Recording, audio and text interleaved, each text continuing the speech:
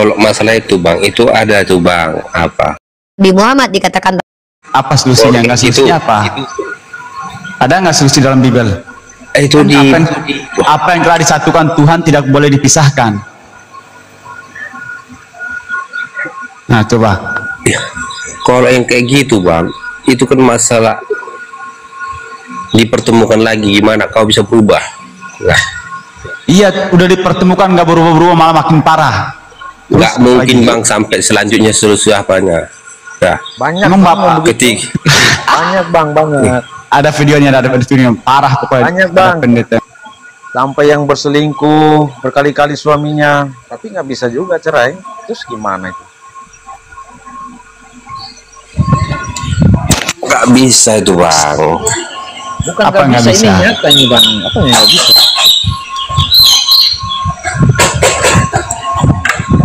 Ya, dia kan bisa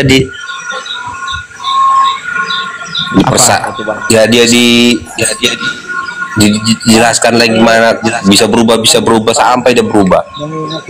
Bang Asudung, ini cerita nyata, ini teman saya, ada teman saya. Kebetulan dia ini, minta maaf, Katolik. Cuma kan di Katolik, imam Katolik kan susah memang untuk berkata itu. Suami sudah punya anak 2 itu bang. Habis itu suaminya kerja di luar, tapi itu tadi selingkuh sampai dia pelihara perempuan. Akhirnya apa? Dia tahu sama istrinya, anaknya tahu macam, tapi kan cuma tidak bisa mau bercerai. Akhirnya apa? Udah masing-masing sampai sekarang. Iya, itu ada solusinya gini tuh bang. Dah, benar. Kalau dia memang tidak mau berubah, udah kau boleh keluar dari Katolik. Kalau tidak mau berubah, itu solusinya. Kau cerai, kau keluar dari Katolik. Udah. Ya cuma ini kan tetap mempertahankan iman bang. Makanya kan nggak boleh dipisahkan loh bang. Bang, nggak boleh dipisahkan loh. Itu bukan solusi loh, nggak boleh dipisahkan loh. Tapi dia kan tidak dalam Katolik lagi. Oh, jadi jalan salah satunya diusir gitu ya? Masih tetap Katolik itu dua-duanya itu bang. Itu gimana itu bang? Akhirnya sampai sekarang sampai. Makanya mereka bang, ini dengar ya bang, benar. Tidak ada di Katolik apabila sudah bercerai, kau sudah melakukan seperti itu diterima lagi di gereja Katolik, di Katolik. Mereka dikeluarkan dari Katolik. Karena dalam menuju pernikahan bang, untuk menuju pernikahan 6 bulan pelajaran, kau itulah pertama kau kenal dia, bagaimana dia, keluarganya di mana, sifat dia gimana, kau harus terima dia gimana. Itulah yang diajarkan bang sebelum menuju pernikahan. Itu jadi aturan bagaimana dari mana, sifat bang? sehari-hari. Aturan itu dari mana bang? Hah? Itu aturan gereja. Dari Bible kah? Oh, bukan dari Bible. Gereja itu bang, aturan gereja.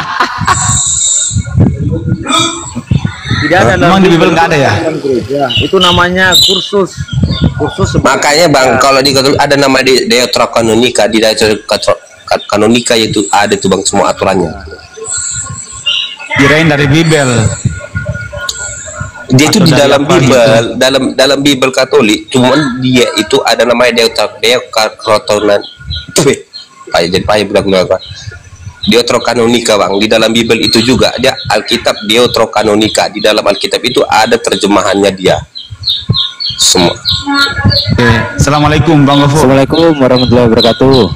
Waalaikumsalam warahmatullahi wabarakatuh.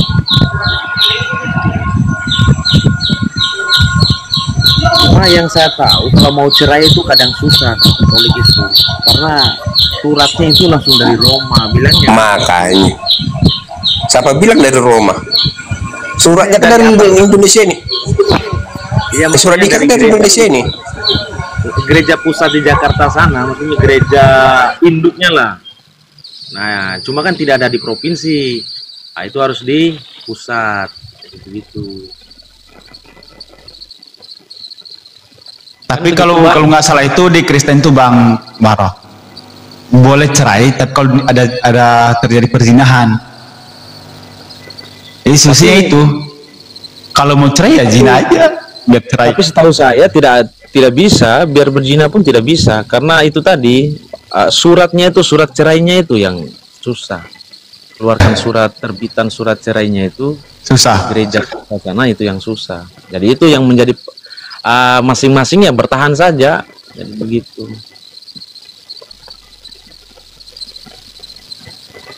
Jadi kalau dalam Islam kan masih ada solusi, bisa ditalak, talak 1, talak 2, talak 3. Nah, itu masih istilahnya kan dikasih peringatan lah. Setelah sudah selesai talak, putus ya sudah, cerai.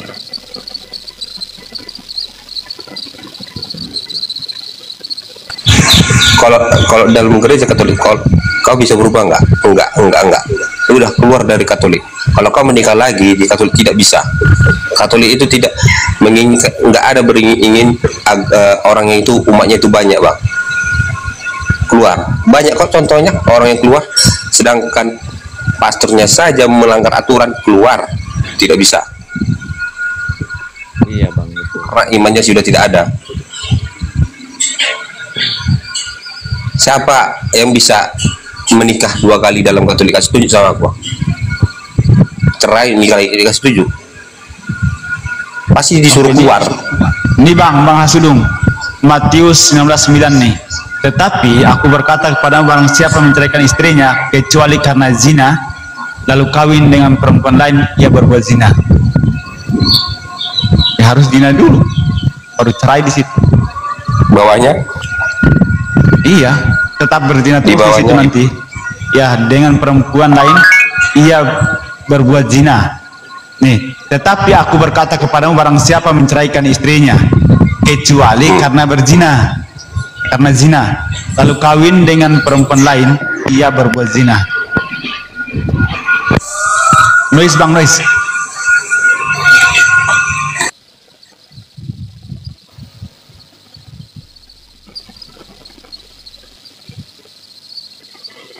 Itu karena nggak ada solusi. Apa yang telah disatukan Tuhan tidak boleh dipisahkan. Ngeri kan? Ngeri. Jadi ya kalau wanita ketemu laki-laki yang ngezolim, laki-laki yang wataknya keras, nggak sayang kepada wanita, habis wanita itu. Nggak ada ini.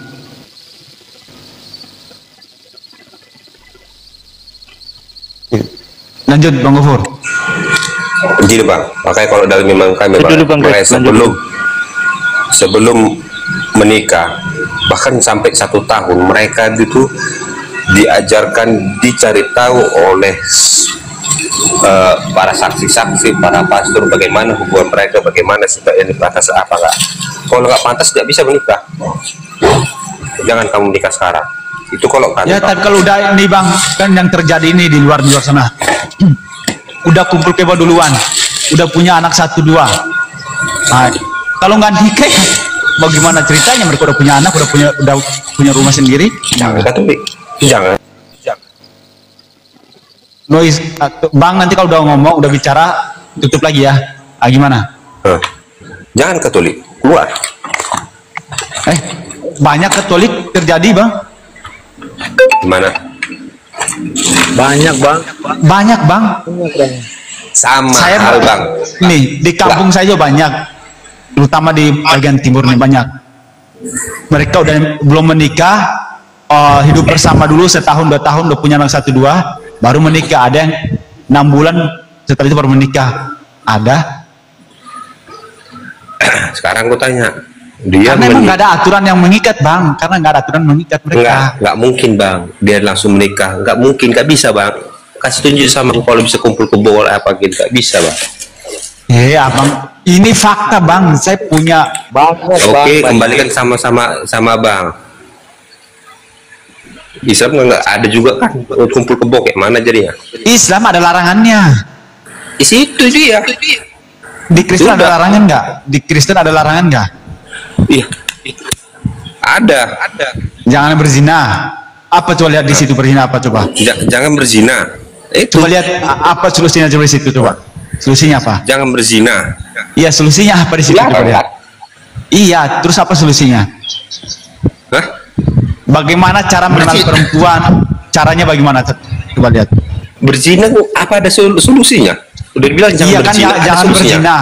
Terus jalan keluarnya biar nggak berzina, itu bagaimana caranya? itu ya jalan keluar. Jangan kita kumpul terlalu dekat. Iya, kan di situ berzina doang, betul? Berzina nih, jangan berzina. Terus Anda untuk mengenal laki-laki atau perempuan itu caranya bagaimana? Ya, nggak ada penjelasannya, kita Bang. sendiri lah. Nah itu, bagaimana nggak berzina, Bang? Setiap kita ke gereja aja, wanita-wanita itu kan pakainya kadang seksi segala macam, pak rok pendek kadang gitu.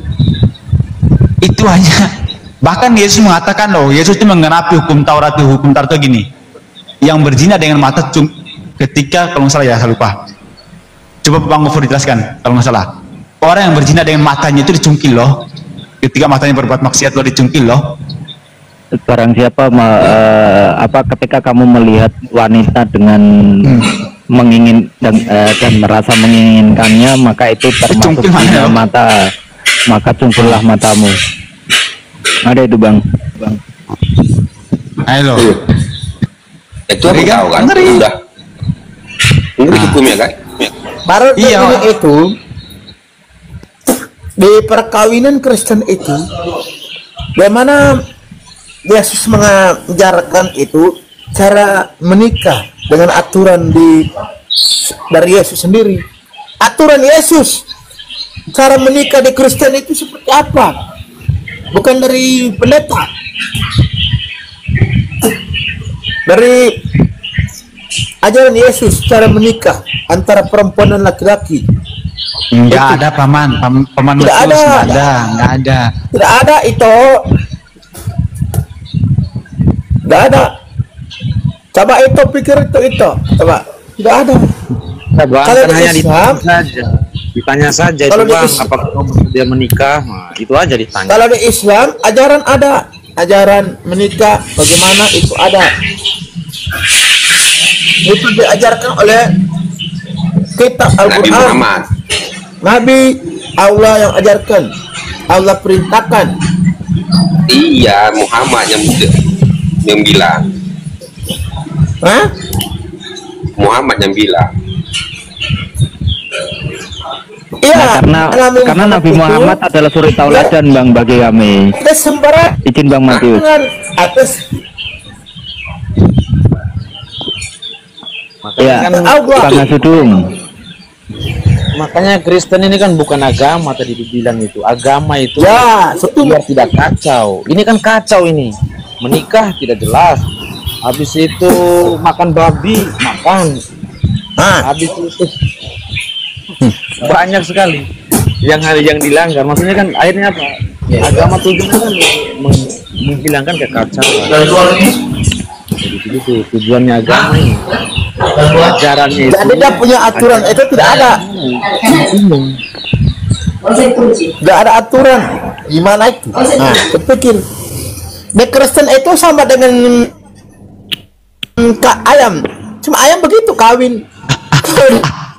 Nikah tidak ada. Nikah. Aturan nikah tidak ada. Kalau di Kristen sama dengan ayam dan kambing. Begitu. Yang penting baku jantan. Saling baku jantan sudah dapat anak. Sama ada kambing. Begitu. Jadi syarat sahnya nikah itu memang nggak ada, nggak diatur. Sama itu. Tidak ada. Tidak ada. Di mana ada persyarat sah itu tidak ada.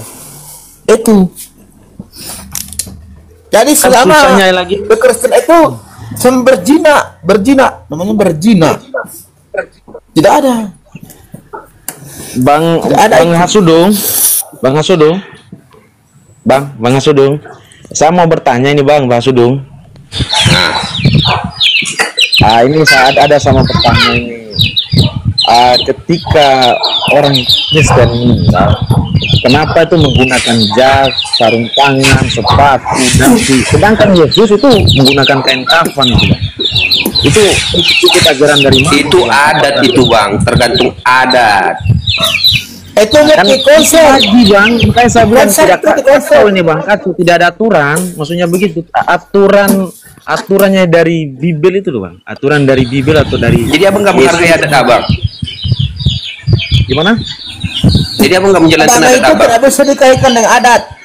Agama itu bukan adat. Kita ini sesuai dengan Ya. aturan agama bang, kain kafan ya kain kafan semua seluruh dunia ini bang muslim. Ya, betul Tidak itu. ada yang pakai jas. Tidak ada. Satu. Nah itu Berarti bang. anda suku ini itu adat bang, Ini tergantung adat bukan masalah istiadat. suku. Ini bukan adat. Pelajaran agama itu tidak bisa disangkut pautkan dengan adat. Adat itu bukan Abang ajaran suku apa? Nabi, bukan ajaran Yesus. Abang suku apa? Yes, bang. Bang, Sekarang masuk. saya tanya, Noise. apakah Yesus ada mengajarkan adat? Yesus tidak mengajarkan adat. Di mana adat? Yesus tidak tahu adat. Adat itu lain.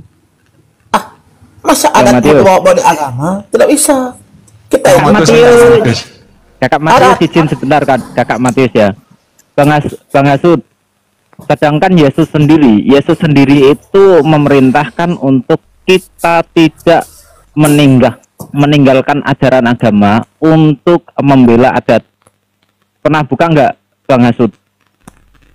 Pernah tahu nggak bahwa Yesus itu lebih mementingkan ajaran agama dibandingkan ajaran adat itu sendiri? Kalau kamu mengatakan bahwa itu adalah hukum adat, justru hukum adat itu telah dibatalkan oleh Yesus karena adanya aturan hukum dari Allah, ada aturan hukum dari Tuhan. Pernah ada nggak? Pernah lihat datanya nggak?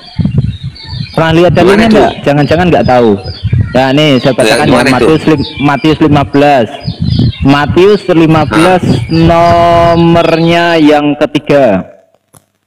Matius 15 nomor yang ketiga. Tetapi jawab Yesus kepada mereka, mengapa kamu pun melanggar perintah Tuhan demi adat istiadat nenek moyangmu? Dimarahin mereka. Dimarahin ketika mereka melakukan ritual adat atau melakukan kebiasaan-kebiasaan yang dilakukan oleh adat istiadat kaum itu, dan dia justru melanggar aturan dari Tuhan. Nah pertanyaannya sekarang, aturan Tuhan mana yang mengatur Anda untuk pertama menikah, syarat sahnya menikah, ya syarat sahnya menikah. Terus yang kedua, aturan mana dari Tuhan yang mengatur tentang dimakamkannya seorang Kristen, harus seperti apa yang tadi disampaikan Bang Bara. Bukan menurut adat istiadat. Enggak, aku putarkan balikan lagi sama Bang berapa. Aku juga tanya aturan mana yang diturunkan Allah SWT tentang pernikahan, tentang gini, tentang apa, langsung turun dari dia. Loh, sekarang gini Bang, kita sebagai panutan adalah Nabi Muhammad. Sabar. Kalau memang itu yang Anda tanya, harusnya Anda menanyakan aturan itu dari mana. Aturan itu diambil dari siapa? Aturan itu yang membuat siapa atau yang mencontohkan siapa? Atiullah wa atiur rasul wa kuli amri minkum wa ulil amri minkum, atiullah wa atiur rasul. Dan dalam Al-Quran diperintahkan apa-apa saja yang diberikan kepadamu dari rasulmu, maka terimalah. Apa yang dilarang oleh rasulmu, maka janganlah kamu kerjakan. Itu adalah perintah Al-Quran. Al-Quran memerintahkan untuk kita mengikuti apa yang dikerjakan oleh Rasulullah, karena Rasulullah itu suri tauladan buat kami. Itu Allah yang memerintahkan. Ya, berarti, nah sekarang pertanyaannya, enggak berarti dia ngomong dah, woi kalau jangan kayak gini gitu. Loh, jangan keluar konteks bro, kamu keluar konteks. Enggak, tapi kan abang bilang Allah yang bentak kayak gini, abang sama anak abang, kau ambil dulu itu, kenapa yang ngomong kan? Apakah ketika sebuah perintah itu harus langsung bertemu? Sebentar. Apakah kalau perintah itu harus langsung bertemu? Udah kemana? Apakah setiap aturan itu yang mengatur harus bertemu dengan yang diberikan aturan? Bisa nggak? Bisa enggak kan? Ya udah, kelar. Kenapa kamu tanyakan apakah Allah turun ke langit ke bumi? Enggak, tapi apa? Dengar, kalau misalnya melalui orang, misalnya bos lah kita menyuruh bawahannya bawahnya menyuruh bawahannya nih. Menyuruh bawahannya, bos menyuruh bawahannya, baru menyuruh bawahannya ini si Anu suruh dulu ini udah melalui dia. Tapi jadi si bawahnya ini menyuruhlah si Anu ini nggak percaya bahwasanya ini perkara dia apa? Bro, setiap perintahnya, setiap perintah dan setiap perbuatan Rasulullah Shallallahu Alaihi Wasallam itu ada yang namanya hadis. Hadis itu sanadnya jelas dari siapa dan itu bisa dipertanggungjawabkan, diucapkan oleh Nabi, diucapkan oleh Rasulullah Shallallahu Alaihi Wasallam. Saksi apa yang kamu mau minta, bro? Saksi apa? Saksi apa? Saksi yang bahwasanya yang memerintahkan langsung ke Nabi Muhammad itu ada saksinya. Wahyu Al-Quran itu adalah sebuah wahyu. Wahyu itu artinya apa? Kamu tahu nggak wahyu itu apa? Wahyu itu artinya dari kata dasar wahaya. Wahaya itu artinya tepat dan tersembunyi. Gini bang, yang itu kan masih Nabi Muhammad yang beritakan, tapi saksinya yang itu apa? Saksi untuk apa? Saksi untuk apa? Makanya kalau dalam hadis itu semua sanadnya jelas. Semua sanadnya itu jelas, bisa dipertanggungjawabkan, ada saksinya. Dari siapa mendengar, dari siapa mendengar, dari siapa mendengar. Saksi untuk apa? Coba saksi untuk apa? Jangan botol lah. Saksi yang kan itu kan saksi untuk apa? Saksi yang diomongkan Nabi Muhammad itu. Lo justru apa yang diperintahkan Nabi Muhammad itu langsung dituliskan, langsung disaksikan oleh para muridnya. Maka para murid pun Ubay bin Ka'ab, Umar bin Abi Thalib, Utsman bin Affan, banyak lagi. Zaid bin Sabit, banyak lagi. Tapi dalam keadaan tidur. Ada katanya dalam keadaan tidur. Apa sih? Kamu tuh ngomong kemana, bro? Kamu tuh ngomong apa? Kamu itu sebentar. Yang kamu mau tanyakan itu perkataan Rasulullah atau firman atau wahyu dari Allah? Yang jelas dulu, kamu tanya aja loncat-loncat nggak karuan. Yang kamu tanyakan itu perintah dari Rasulullah. Sabar dulu, teruskan pertanyaanmu dulu. Enggak ya, oke. Bertanya aja susah, bro. Ya, itu berarti tulis dalam sebentar dulu. Yang kamu tanyakan itu firman dari Allah atau wahyu dari Allah atau hadis dari Rasulullah, perkataan, perbuatan, persetujuan dari Nabi, itu namanya hadis. Kalau firman Allah, wahyu Allah, yaitu Al-Quran. Yang mana yang kamu mau tanyakan? Al-Quran. Nah, oke, Al-Quran. Oke, saya jelaskan. Al-Quran itu adalah wahyu Allah yang diberikan kepada Nabi Muhammad SAW. Yang namanya saksinya wahyu siapa? Ini mau saya jelaskan. Nanti habis ini saya tanya balik ya. Diam dulu, saya jelaskan. Wahyu itu artinya adalah wahaya, diambil dari kata wahaya, artinya adalah tepat dan tersembunyi. Jadi saksinya siapa? Saksinya Allah itu sendiri dan sang penerima wahyu. Itulah yang dinamakan wahyu. Sekarang saya tanya, segala firman yang telah engkau sampaikan kepadaku telah kusampaikan kepada mereka. Yohanes 17 nomor 8. Segala firman yang Tuhan sampaikan kepada Yesus telah Yesus sampaikan kepada mereka. Sekarang minta tolong saya kasih datanya, atau saya minta tolong sebutkan firman apa yang pertama kali diterima Yesus. Maksudnya gimana? Nggak usah saksinya. Saya nggak tanya saksinya. Ya. Yohanes 17 nomor 8. Segala firman yang telah engkau sampaikan kepadaku telah kusampaikan kepada mereka. Telah engkau sampaikan kepadaku artinya Tuhan menyampaikan firman kepada Yesus. Yesus menyampaikan kepada mereka, para muridnya. Sekarang pertanyaan saya, firman Tuhan kepada Yesus pertama kali apa?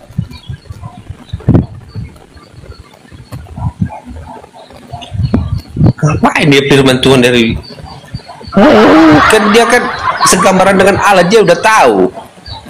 Kamu baca nggak Yohanes 17 nomor 8? Nggak tahu dia, dia belum pernah baca, modal lagi diketekin aja, itu diketekin bilangnya. Baca nggak Yohanes 17 nomor 8? segala firman yang telah engkau sampaikan kepadaku telah kusampaikan kepada mereka. Saya kasih contoh, segala buah-buahan yang saya berikan ke Hasudum telah Hasudum berikan kepada anak-anak Hasudum. Buah yang pertama kali diberikan pertama saya berikan kepada Hasudum buah apa? Itu pasti ketahuan apa buahnya. Nah sekarang pertanyaannya, firman yang disampaikan Tuhan kepada Yesus pertama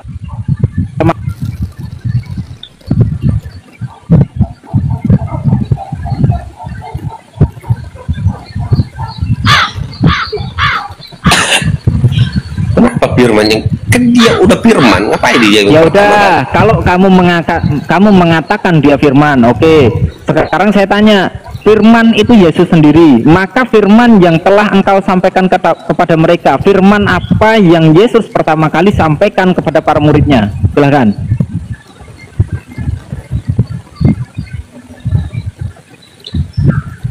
Itulah dia pada waktu di danau. Coba mana datanya, waktu di danau apa? Macet. Macet. Belum tanya saksi ketika Gabriel datang ke Maria. Ngeri lagi. Baru satu itu, belum tanya ini. Baru satu kita tidak bisa dijawab. Macet. Kakak mati. Habis waktu. Aku aja tadi belum jawab kok, kenapa pula lari-lari pertanyaan dia. Saya jawab, Wahyu, dengarkan baik-baik. Bisa aja dia ada adanya tuh. Aku udah datangkan Wahyu gini-gini. Loh, apa sih ini orang? Kamu tahu Wahyu nggak sih? Kamu tahu Wahyu nggak? Wahyu itu apa? Wahyu itu apa? Loh, gimana kamu bisa membantah sedangkan kamu tidak tahu makna dari Wahyu? Kamu sok-sokan membantah apa yang saya sampaikan, sedangkan ketika saya tanya balik apa itu Wahyu, kamu nggak tahu, nggak bisa jawab. Gimana? Kamu menggunakan dasar pemikiran apa? Kamu menggunakan dasar pemahaman seperti apa yang kamu maksudkan itu? Sekarang saya tanya, saya sudah jawab, Al-Quran itu adalah wahyu dari Allah kepada Nabi Muhammad SAW. Wahyu dari Allah. Wahyu itu artinya dari kata wahaya. Wahaya itu artinya adalah cepat dan tersembunyi. Jadi yang namanya wahyu itu tidak diperlukan saksi. Wahyu itu tidak diperlukan saksi. Sekali lagi, wahyu itu tidak diperlukan saksi. Saksinya adalah Allah itu sendiri, dan penerima wahyu itu sendiri, sama seperti Nabi Musa menerima wahyu di Gunung Sinai. Siapa saksinya? Nggak ada. Nabi Musa sendiri di situ. Itulah namanya wahyu. Ngarang-ngarang lagi itu kalau nah, gitu. Coba siapa saksinya Nabi Musa? Coba siapa saksinya Nabi Musa menerima firman di Gunung Sinai? Siapa? Kok ngarang? Kamu kok bilang saya ngarang? Sekarang saya tanya balik, siapa yang menyaksikan ya Nabi Musa menerima wahyu di Gunung Sinai? Itulah para pemberontak itu.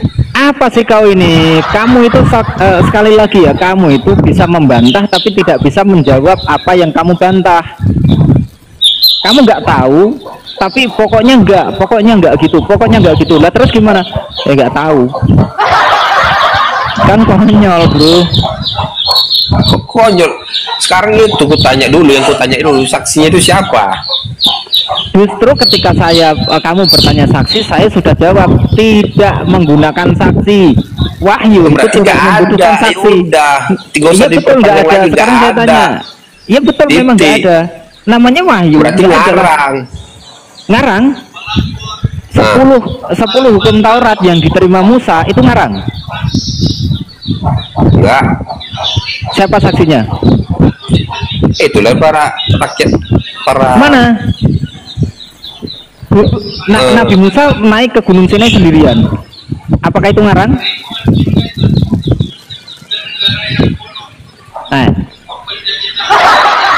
Ngadi kau. Coba mana saksinya saat Nabi Musa di Gunung Sinai menerima wahyu 10 hukum Taurat? Apakah 10 hukum Taurat itu ngarang? Kamu berani bilang 10 hukum Taurat itu ngarang? Elia saat ada di gua, Elia menerima wahyu saat dia ada di gua. Apakah Elia itu ada saksi ketika menerima wahyu? Bang, Kamu bilang ngarang juga Elia. Nah, Bang, itu pada saat zaman Nabi Musa, Nabi Elia itu sebelum masih berapa tahun, sedangkan Nabi Muhammad datang sesudah Yesus. Sudah. Apa ini orang nih? Sesudah Nabi Isa. Tenangkan dulu, noise bang, noise. Karena memang karena kita harus maklum ya teman-teman ya, karena memang Tuhannya mereka itu sifat ya, Tuhannya mereka itu sifat. Jadi kalau di dalam perjanjian lama itu Tuhan tidak bisa dilihat, Tuhan tidak bisa didengar. Bahkan ketika Tuhan turun ke bumi pun tidak dapat menampungnya. Bumi pun tidak dapat menampung kebesaran Tuhan.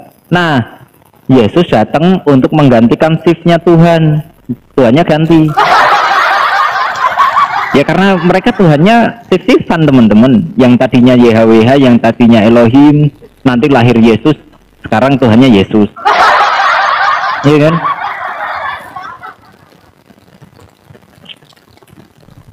Mana ada firman Tuhan kok? Ada saksi. Mau diganti lagi deh nama, si bukan WH. So 2026 itu ada YH. So baru lagi.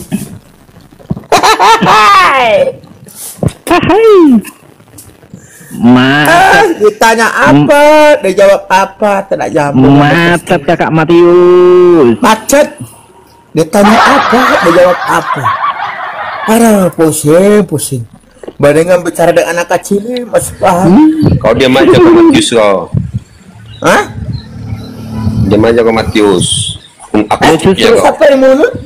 Kenapa kamu suruh diam? Matius itu Siapa justru yang lebih yang lebih cerdas. cerdas. Kok kamu yang capek? Iya. Apa?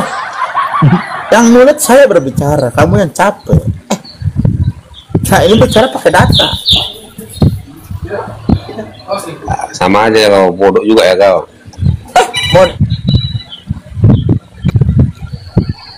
Nggak ada yang memberikan saksi. Ya inilah ya kalian itu ya. Inilah Bang Haji pun salah satu dulu, tidak. Sedangkan Nabi Muhammad saja dah turun, kisahnya saja. Nah, sudah beratus-ratus Masehi yang lalu. Sesudah Yesus apa? Dia baru muncul. Kenapa nggak dari dulu dia muncul? Terus masalahnya? Hah? Memang Nabi Muhammad itu siapa, bro? Harus muncul lebih dulu. Udah. Itu yang kalian ikuti. Loh, memangnya Nabi Muhammad itu siapa? Harus muncul lebih dulu daripada Nabi Isa, daripada Nabi Yahya, daripada Nabi Musa, daripada Tapi Nabi dia Daud, menerima wahyu. Elia menerima wahyu enggak? Menerima. Nggak tahu dia. Lah iya sih. Elia menerima wahyu kan? Elia menerima wahyu. Itu Musa menerima wahyu. Sudah sebelum berapa? Sebentar. Elia menerima wahyu enggak? Menerima. Abraham menerima wahyu enggak? Menerima. Kenapa enggak Elia lebih dulu dari Abraham? Dia juga menerima wahyu. Tapi tahun mereka itu masih berdekatan, Bang. Dah. Elia tahun berapa? Musa tahun berapa? Oke, Musa tahun berapa? Saya tanya, Musa tahun berapa? Turunan Abraham. Oke, Abraham tahun berapa? Enggak tahu pasti kau. Abraham tahun berapa coba? Kau sendirilah. Coba kamu tahu nggak Abraham itu tahun berapa? Kira-kira Abraham itu hidup di tahun berapa, tahu nggak? Nggak tahu kan? Turun saja, nggak punya data, ngapain kau di atas sini? Macet. Bang Pablo, Islam Kristen Bang Pablo. Assalamualaikum warahmatullahi wabarakatuh. Waalaikumsalam warahmatullahi wabarakatuh. Salam.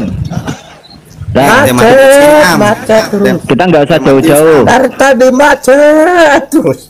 Macet terus. Ditanya macet, so pintar.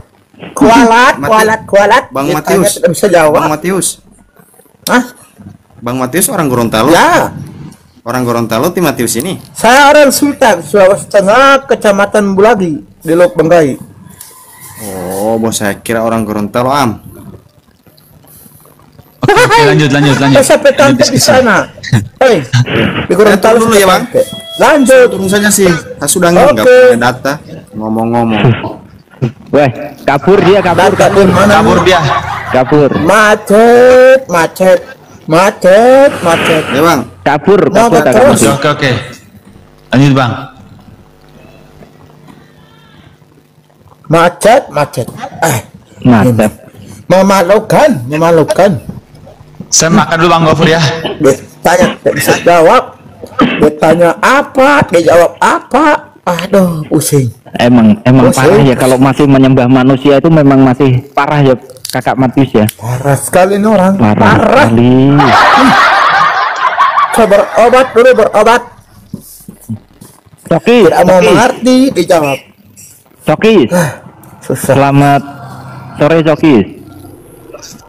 Hari lagi snack kali coki nih snack. Sama ada snack apa namanya? Coki, selamat sore Coki. Makanan anak-anak. Coki coklat Matius. Ini dapat nama sama. Makanan coki. Coklat diemut-emut.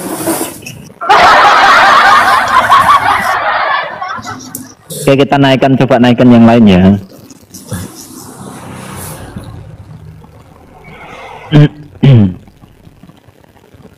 Kita coba naikkan yang lain. Bang Luki, selamat sore. Selamat siang Bang Luki. Apa ini? Luki.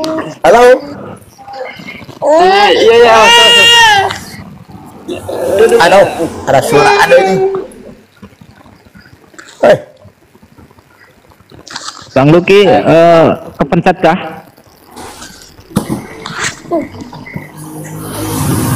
Bang Luki Muslim atau Kristen bang? Bang Luki, mungkin kita turunkan ya.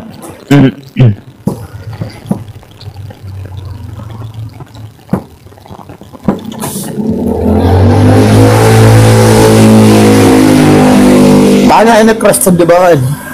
Banyak, tapi nggak berani pada naik. Takut berangin, takut. Pusing. Tidak tahu mau jawab apa, dijawab apa. Matius, Kak Berbi atau Kak Berbi?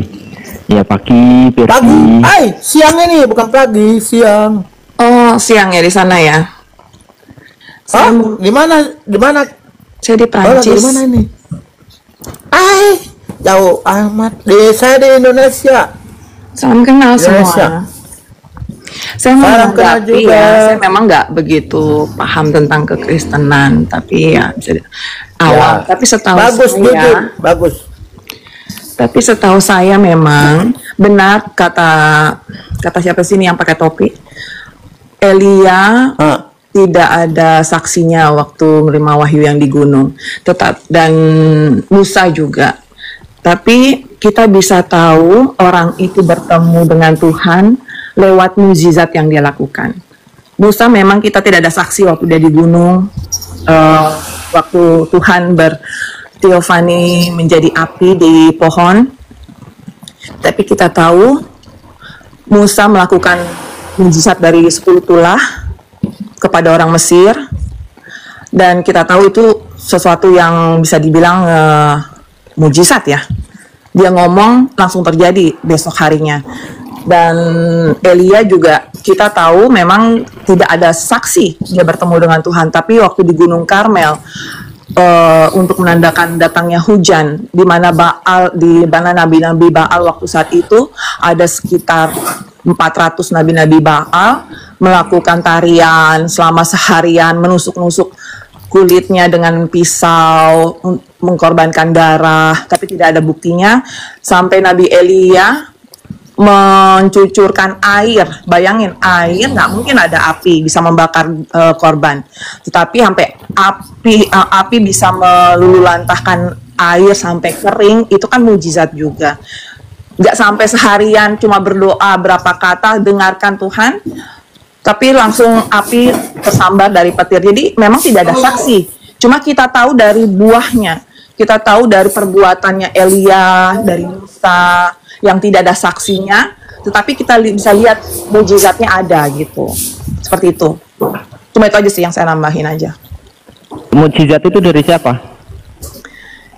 Ya, mujizat itu dari Tuhan dia. Emang di Islam mujizat itu dari mana? Coba saya tanya dulu. Ya, kalau di Islam mujizat itu dari sama.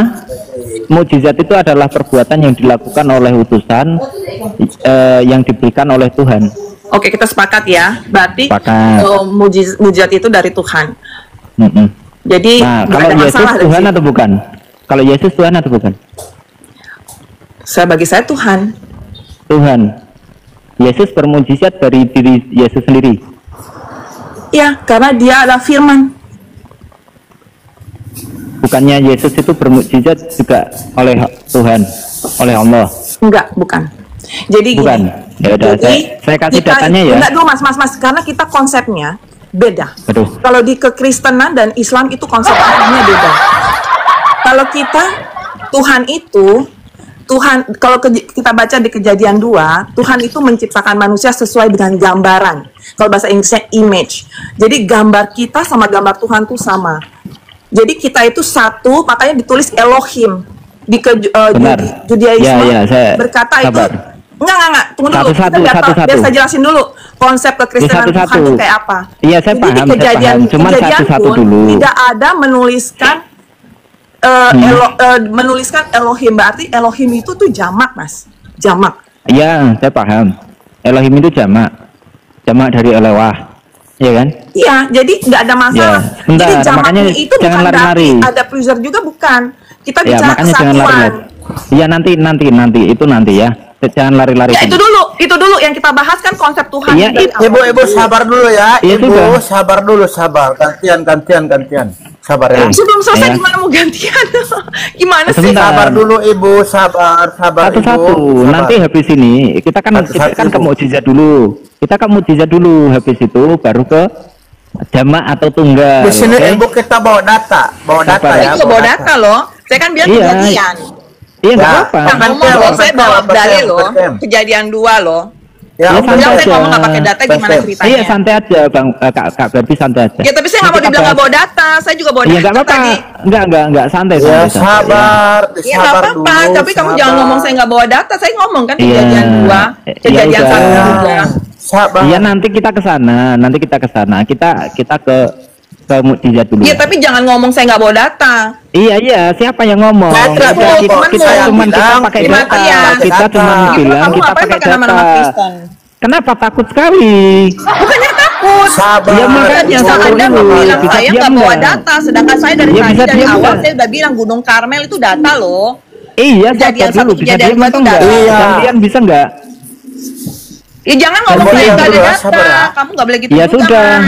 Iya, Ibu juga bawa data. Iya. Kalau ngomong juga satu-satu. Saya ngomong sama si Matias, apa ngomong sama yang satu yang pakai topi? Ya, Matius. Ibu sabar dulu. Aduh. Bang Matius, bentar Bang Matius. Nih, ya. Nih. KPR 2 nomor 22. Hai orang Israel, dengarkanlah perkataan ini. Yang aku maksudkan ialah Yesus dari Nazaret, seorang yang ditentukan oleh Tuhan, yang dinyatakan kepadamu dengan kekuatan dan mukjizat dan tanda-tanda yang dilakukan oleh Tuhan dengan perantaraan Dia. Dilakukan Tuhan dengan perantaraan Dia. Jadi yang mau lakukan siapa? Tuhan. Dengan perantaraan Yesus. Nah, Tuhan sama Yesus sama atau enggak? Karena di sini sama Yesus dong. Yesus sebagai perantara. Sama. Coba pahami lagi ya. Dan tanda-tanda yang dilakukan oleh Allah dengan Enggak ada Allah, sorry, perantaraan. maaf. Jangan ada kata Allah ya. Itu Oke, Tuhan ya. Bukan, Oke, sepakat. Yang dilakukan oleh Tuhan, YHWH atau Elohim dengan perantaraan Dia. Kisah Para Rasul 22 ayat berapa? Kisah Para Rasul 2 nomor 22. Kita bahas satu-satu, Bu. Kan mukjizat tadi yang dibahas. Kisah Para Rasul ditulis oleh Lukas. Oke, Anda imani enggak? Ya saya imani lah. Oke. Kisah Para Rasul 2 ayat 20 berapa? 22. Belum pernah baca teman-teman, nggak tahu dia. Dan barang siapa berseru kepada nama Tuhan akan diselamatkan. Hai orang-orang Israel, dengarkanlah perkataan ini yang aku maksudkan. Ialah Yesus dari Nazaret, seorang yang ditentukan Allah, yang dinyatakan kepadamu dengan kekuatan mujizat dan tanda-tanda yang dilakukan oleh Allah perantara Dia di tengah kamu, seperti yang kamu tahu. Terus? Yesus sebagai perantara atau sebagai pelaku utama? Pelaku utama. Tadi coba baca lagi. Tanda-tanda yang dilakukan oleh? Tanda-tanda dilakukan oleh iya. Oleh yang jujur. Tunggu. Tanda-tanda. Tanda-tanda dan tanda-tanda yang dilakukan oleh? Ayat 22 kan? Ya, dan tanda-tanda yang dilakukan oleh? Tanda-tanda yang dilakukan oleh Allah dengan katanya nggak pakai Allah. Sekarang buka Yohanes 13 ayat 13 please. Sebentar, ini kita selesaikan di sini dulu. Sebentar, Yohanes 13 saya hafal. Yohanes 13 ayat 13. Yohanes 13 saya hafal. Yohanes 13 saya hafal. Sebentar, akulah guru dan Tuhan maksudmu. Ya saya udah hafal. satu. Ya sabar. Satu gimana? Gini loh Mas. Data lagi. 1 Korintus 8 nomor 6. Coba buka 1 Korintus 8 nomor 6. Buka Kejadian dulu. Kita nggak bisa ngomong itu tanpa makanya tadi minta. Nggak bisa, katanya tadi minta Yohanes 13. Kalau Anda mau data, kalau Anda mau pindah ke data yang lain, saya akan pindah data lagi bahwa di situ dikatakan hanya ada satu Tuhan saja, yaitu Bapa. Gini ya Mas, 1 Korintus 8 nomor 6 hanya ada satu Tuhan kamu harus saja. tahu dulu asalnya itu kayak gimana Tuhan Kristus, Tuhan Kristen itu. Kita tuh bukan sama kayak orang Islam. Islam tuh ya, Tuhannya jangan samakan kamu konsep kamu sama. Kalau kita ngomongin Bible, kita harus ngomong dari Bible-nya. Jangan pakai konsep kamu. Konsep kamu kan Islam. Baik. Nggak apa-apa. Tuhan kamu aja pakai kata kami loh. Apa susahnya sih? Iya, nggak apa-apa. Nggak apa-apa, sabar. Nanti kita jelaskan tentang kami yang ada di dalam Al-Quran. Kejadian. Kalau kejadian dari kejadian kita mau diskusi loh. Kita diskusi loh. Katanya buka data. Kita selesaikan satu dulu, jangan ngambang nih satu. Selesaikan Tuhan, kata Tuhan itu kita harus tahu dulu Tuhan di Kristen itu saya tanya Tuhan. Gak bisa kamu ngomong Tuhan tapi dari perjanjian itu terkait dengan perjanjian lama. Karena kita mengklaim Tuhan kami dari perjanjian lama juga. Ya udah, kita dari dasar pokok dari acuan dari pedoman dulu ya. Tuhan itu apa menurut Bu Berbi? Kalau Tuhan itu penguasa. Pencipta langit dan bumi atau bukan? Iya, bisa jadi. Maha kekal atau enggak? Maha kekal. Baik. Oke, silahkan mau lari kemana? Oke, kejadian 1 ya. Kejadian 1. Ayat 1. Oke. Pada mulanya saya nggak sakit. Kalau sakit saya nggak mungkin bicara seperti ini. Gimana sih ini? Ya nggak apa-apa. Lanjut. Pada mulanya Allah menciptakan langit dan bumi. Bumi belum terbentuk dan kosong, gelap gulita, dan menutupi samudra raya. Dan roh itu satu, ya. Tapi dikata aslinya itu angin. Jadi memang roh itu tidak solid. Jadi dia seperti angin. Oke, dari situ udah tahu ya, melayang-layang di atas permukaan. Itu satu. Berfirmanlah Allah. Berfirman berarti Tuhan punya firman, ya. Nggak apa-apa. Lanjut karena dulu. Tuhan Kristen tuh nggak bisu. Bukan zat, bukan zat padat, bukan zat solid, bukan zat padat, bukan zat cair, ya. Berfirmanlah Tuhan. Berarti Tuhan nggak bisu. Iya, boleh nggak saya tanya? Berfirman itu apakah sebentar. Ini cuma meluruskan, menegaskan. Apakah berfirman itu nanti merujuk ke Yohanes 1 ayat 1? Firman itu ya firman semua, Mas. Ya, Yohanes 1 ayat 1 berarti. Karena firman itu adalah Allah, benar. Iya. Yang Anda maksud itu berhubungan dengan Yohanes 1 ayat 1. Iya. Oke, ya udah lanjut, nanti saya bantah. Lanjutkan dulu. Lalu Tuhan segala sesuatu itu baik dan dipisahkannya terang dari gelap. Jadi Tuhan itu ada roh, ada firman. Kalau di Islam, firman itu jadi buku, yaitu Al-Quran. Kalau di Kristen, firman itu bisa berteofani, bisa menjadi api, bisa menjadi awan, bisa menjadi manusia. Nggak ada yang salah, karena Tuhan bisa semuanya. Terus kamu nanti bilang, Tuhan itu firman itu Tuhan juga nggak? Yesus itu memang Tuhan. Jadi kamu lihat nih foto saya yang ada di depan. Ya sudah, belum. Saya belum selesai. Saya mau ngomong Tuhan saya dulu kayak apa, konsep Tuhan saya. Iya, kok kemana-mana? Enggak, saya mau ngasih tahu gambaran Islam. Kenapa nggak tahu itu firman tuh jadi manusia tuh nggak tahu kenapa. Jadi Tuhan itu memang tidak terlihatan. Itu yang namanya Bapa.